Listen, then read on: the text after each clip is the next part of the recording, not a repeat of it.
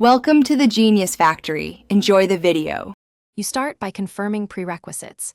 Make sure your iPhone runs iOS 13 or later and has at least 50% battery or is charging. Next, get the VPN Gate server address or the configuration profile ready. You'll need that immediately. Now open Settings, tap General, then VPN and Device Management to allow profiles. Once done, you're ready to add a new configuration. Don't skip granting permission, because iOS blocks profiles without explicit consent. You now add the VPN configuration. Open Settings, tap VPN and choose Add VPN Configuration.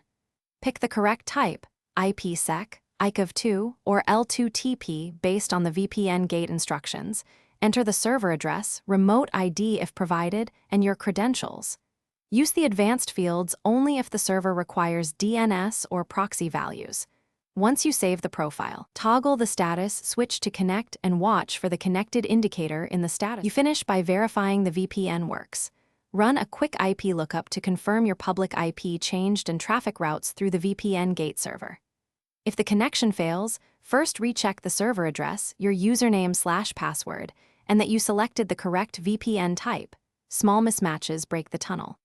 If problems persist, restart the iPhone, remove and reinstall the profile, and try a different VPN Gate server. This often resolves certificate or routing issues quickly.